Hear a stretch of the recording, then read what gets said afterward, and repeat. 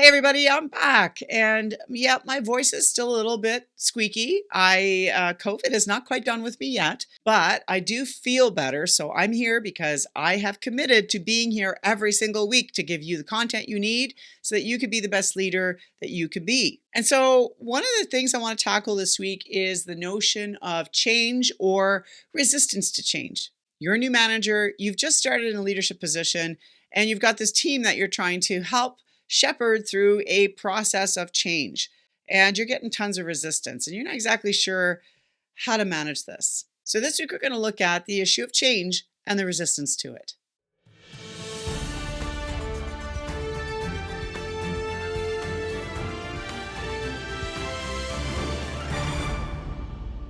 All right, so let's jump right in. As long as I've been a leader and a manager and I've been in leadership positions for the past 20, 25 years or so in my career, I can tell you that when we talk about change, we often talk about it in terms of change management. I have an issue with this. The reason why I have an issue with change management is because that implies that change is happening to you. It's happening to the group, not with, not for, not in collaboration with, but to. And in some cases, that is in fact the case. That's what's happening. But what I really want to point out here is we need to start reframing this. As leaders, we have to reframe change management into change leadership. And that's because this should not be about making changes to a group or an organization, but rather encouraging, bringing along, involving, and getting people to be willing to grow, willing to follow you in this new direction or the change that you're trying to make in an organization. Leadership is all about followers. You are not a leader unless you have followers. That's just plain and simple. It doesn't get any more simple than that. As a new leader coming into the organization, you're going to have to ask yourself a few really key questions. Is you have to understand the context. You have to understand, especially if there's a lot of resistance to the change that's being recommended or being forced upon the team, if you will. You're going to, as a new leader, going to have to understand the context of the change. So is this a big change? Is this a structural change? Is this a we're losing people being fired kind of change? Or is this a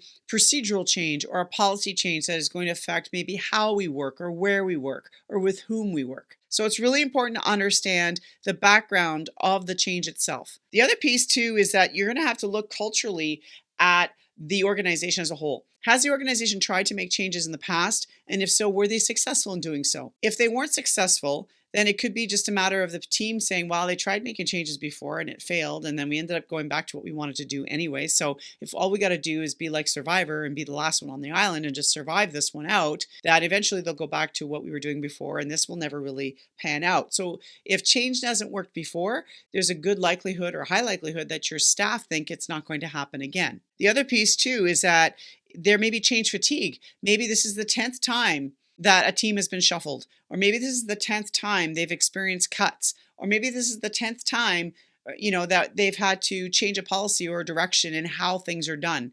We just learned how to do these things the way we do it now, and now you're asking us to do it again in a different way for the 10th time. Again, have the context so that you can try to drive at the root, because here's what it comes down to, folks. Regardless of the change, regardless of what you're trying to manage, at the end of the day, if you want to lead change properly, you are going to have to get to the root of why you're getting resistance. And this is not always an easy thing to do. It can be really complex, but remember, just like weeds, right? Just like weeds, resistance to change has to be uprooted entirely or it will sprout back up again. So you have to be really clear that you get to the root of why people are resisting this change. There are a few reasons why people might resist. It could be that they have a lack of knowledge. Maybe they don't really clearly understand the change. They're making assumptions in their head on how this change is going to affect them or what it means because no one has clearly communicated to them the stages, the phases, the impacts, the thinking process of the senior leaders, etc. So as a new leader in the organization, it is imperative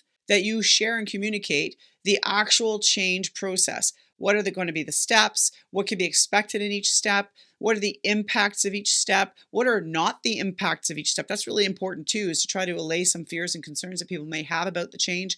Really give people as much information as you can possibly give them or that you're allowed to within reason, because there may be legal or policy reasons why you can't share the full picture yet. But Share as much as you can as a leader so that you can try to get as much information to the folks that are going to be impacted by these changes or be a part of or expected to be a part of this change. The other piece could be a fear of loss or maybe a little bit of grieving over losses that may be anticipated. This is really important. If there's a fear of loss, you really have to have an open conversation with your staff about this because one, you have to treat this as if somebody had lost a family member. In some cases, it feels that way. If you've worked in an organization for 15, 20 years and you've done something a certain way, and now the CEO has passed on, a new CEO comes in and wants to make a whole bunch of changes, the people are going to resist it because they did it under Mr. McDonald this way for 20 years, and now Mr. James wants to do it this way, and we just don't understand why they want to do it this way. It worked just fine before. If Mr. McDonald hadn't died, we wouldn't be doing it this way. So you're going to get resistance. Here's the thing. People will grieve the loss of their security and their stability. It is human nature. Again, to bring back the brain and how it's wired, we are wired for safety. Change can inherently mean danger to us. Danger in how we can produce, danger in how we show up to work every day, danger in whether we actually show up to work or if we're going to get fired. Change means potential danger. It signals stress in all human beings. So you need to honor that and have meetings to discuss these sensations, these feelings, and these thoughts that people are having in either an open forum or if you need to on a one-to-one basis for someone who's really troubled. The one thing I did when I had major changes happening is we had some major policy shifts in an organization that I was leading. And there was a lot of resistance. A lot of resistance, a lot of frustration, a lot of anger, a lot of dilly-dallying in the job and not showing up to do the job in the way they should have, a lot of resistance to the changes. And so what I ended up doing is, as the sort of the new leader, is I started having team meetings as a whole to kind of flesh out these issues. I would bring to the table, for example, a topic within the change management structure. So let's say we had a table or an agenda of all of the different aspects of the change that we're being expected to implement. I would pick a topic from that and say, okay, we're going to talk about this week. And we'd have a conversation about that. What are the impacts of this change? What does it mean to them in their day-to-day job? What are some of their concerns? I would hear them out, listen to some ideas, and get a sense of that. Sometimes it was a bit of a bitch session, and there's some allowance to that. If you're a leader, let people kind of bitch and complain at first, but after a while that has to stop and you have to be more productive. And I would eventually rein them in and say, okay, you've had your opportunity to express your frustration. Now I need solutions. What are you guys looking for that might help us to transition in a more smooth way? Have those team meetings, and I did them weekly, and for a while I had them every other day. So you do what you need to do, but ultimately group meetings is really important so that everybody's on the same page about the changes and about the direction, and we're all clear about what our roles are. Then there may be even more micro team meetings if you have a branch level meeting and you have then a directorate level meeting, if you're a big executive, and then your directorate level meeting, maybe you break that into team meetings. It sounds like a lot of meetings, but here's the reality. When you're actually implementing a change as an executive or as a leader in the organization, whether you like it or not, this is going to be very time consuming. Because if you want to be successful in that change management initiative, if you want to show your senior leaders that this can happen, you're going to have frequent and open dialogue with your staff. Because if you don't, you will not be successful in your change initiative. You'll get too much resistance. Timelines won't be respected. Senior management is going to start questioning your ability to lead this. They're going to start asking you, are you okay? Are you fit for this? Is this too much for you?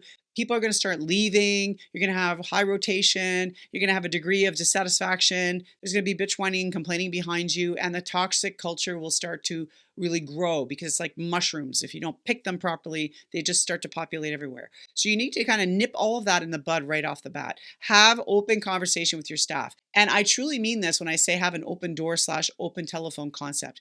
If somebody needs to talk to you directly, take the 15 or 20 minutes to have a conversation with them about their concern. I did. And not only did it increase the loyalty levels of my team, but it helped to allay fears and concerns.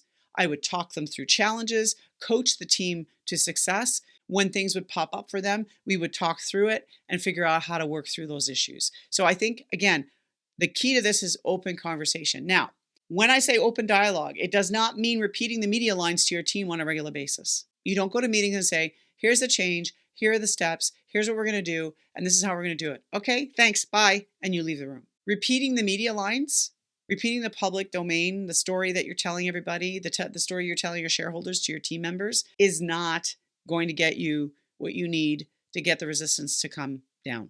What you need is to build trust, to show integrity, to honor people's feelings when they're stressed out, to be strict with people who maybe are being, who, might need some discipline because they're choosing language that's inappropriate, or maybe they're acting in a way that isn't appropriate. But at the end of the day, it's also showing some compassion for people that this is a time of change and can be really stressful for people. And sometimes people have really bad days. You give people, a bad day. You give people a pass, right, for one day.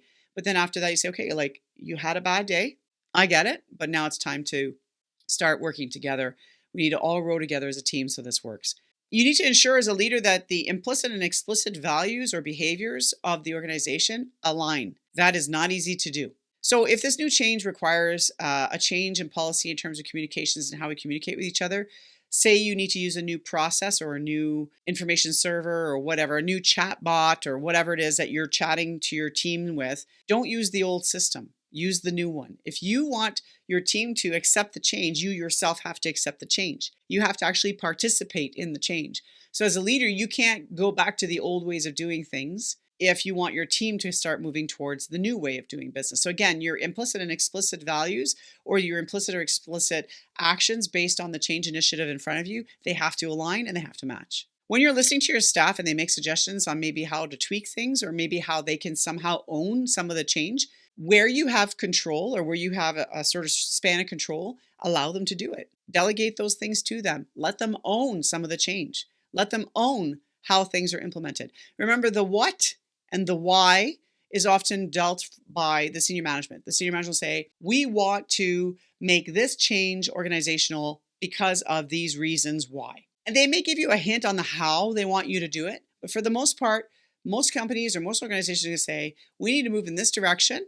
And here's why we need to move in this direction. Make it so. You have 6 months to do it. So as an organization, if you have any control over the how, then you want to make sure that you delegate as much of the how to your team as possible. So the people at the lower levels need to be owning some of the behaviors and some of the activities and the action items that are part of the change management plan, because then they buy into it. They become part of the solution, part of the implementation, and they then own that section of the implementation and become a part of it, as opposed to being outsiders being forced upon them changes that maybe they haven't bought into yet. So again, if you can somehow ensure the success by identifying expectations, but then also allowing people to be more participative in the implementation process, you're going to get more buy-in. The other piece is to really celebrate the low-hanging fruit. Wherever possible, if you can, really celebrate those easy wins. You're in a meeting and somebody comes around and says, hey, you know what?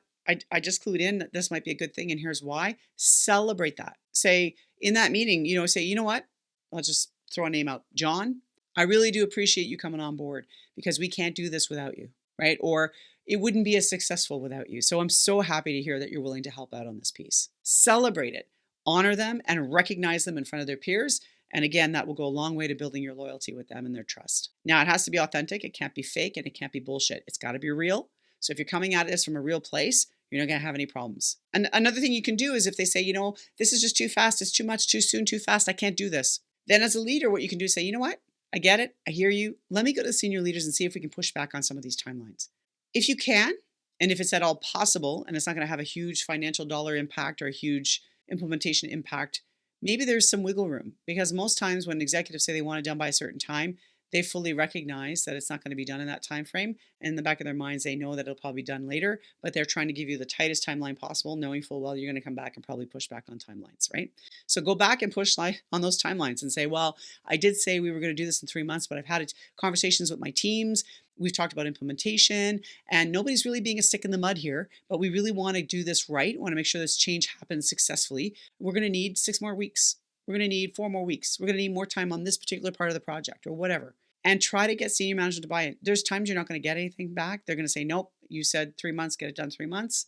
Then you're going to have to work with your team to figure out how can we creatively do this. But as a leader, we want to be able to challenge the process and say, okay, you know what? I'll do what I can. But if we could just get a couple more weeks out of this, I'd appreciate it. And usually if there's any kind of wiggle room, you'll get it. So my point is that try to encourage as much as possible. And then when you go back, if you win, let's say even 2 weeks, and you go back to your team, you say, you know what, I talked to the senior management and I managed to get us 2 more weeks. It's not great, but it's something. Then it looks like you went to battle for them. and you won something and you really supported them in their desires. And again, you're building trust and you're building loyalty from your team because now you went to bat for them and you pushed for them to senior management. You got something back. So again, it's always worth a try to see what you can push back on from with your senior management so that you can support your team through the process.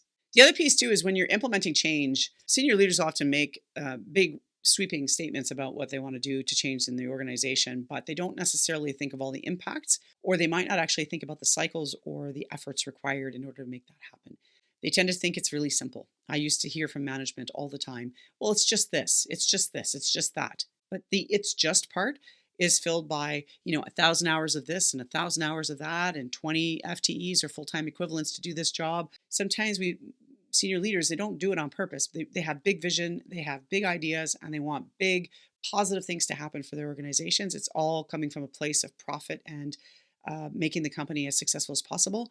But remember that sometimes they come at it a bit blind to what the actual requirements are to make that happen. So discuss with your team what is needed to be able to make the changes happen. It might be there might be a gap in knowledge. It might be a gap in desire. It might be a gap in training. It might be a gap in funding. It might be a gap in whatever. Figure out what the gap is and then try to bridge or fill those gaps that have been identified by your team. Do they need the extra training? Do they need support? Do they need mental health support, for example, to manage the stress levels? Do they need support from an administrative perspective? Is the program that you're working with need to be customized differently in some way in order for something to happen more efficiently or more effectively? So look at where the gaps are and then identify again, what span of control do you have? What changes can you make within your team, or what things that can you do as a leader to support your team? And then what do you have to go to senior management to ask for to ensure the success of this change? So remember that humans need to take steps and adopt change in a steadfast way. We need to get a sense of what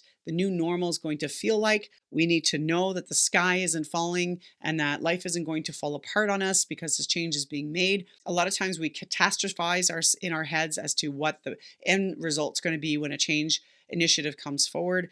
And so we tend to think, oh my God, we're never going to be able to settle into a new normal. This is going to be horrible. It's going to be all these things.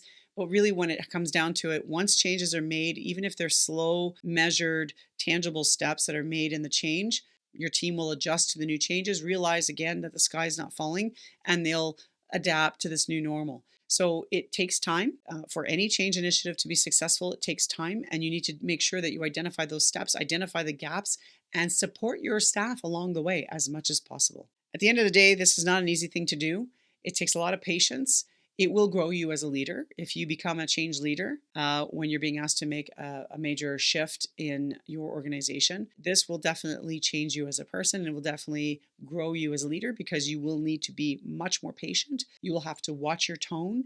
You'll have to be more supportive than you've ever been before. You'll have to increase your communications with your staff and with your senior management and really be an advocate for those that work with you and for you. But I promise you that if you open up that dialogue and you work with your staff to really help them through the process, you're not only going to be able to get through the change, you're going to build a team that is fairly indestructible because then you will have gone through this change together. You will have built loyalty and trust in you as a leader, and you'll have them working for you in ways you'll never even imagine. I wish you luck with this. I know that this can be very trying times for leaders that are having to go through change, and God knows that with COVID, we've all undergone a ton of change already, and a lot of organizations people are change fatigued. So I get that. I mean, I certainly was when I left my job. And if you need help with this, you're a leader struggling with massive change in your organization and you're struggling with this resistance piece and you want some help with this, I can help you with this. I can help coach you through it. It's not easy. And we have to work on your leadership capacity and skills, but I'm here to help you with that. Or if you just want a sounding board, an executive sounding board to help you work through these processes, somebody that you can depend on, that you can sort of tell the secrets to, if you will, and not have to worry about the staff getting concerned.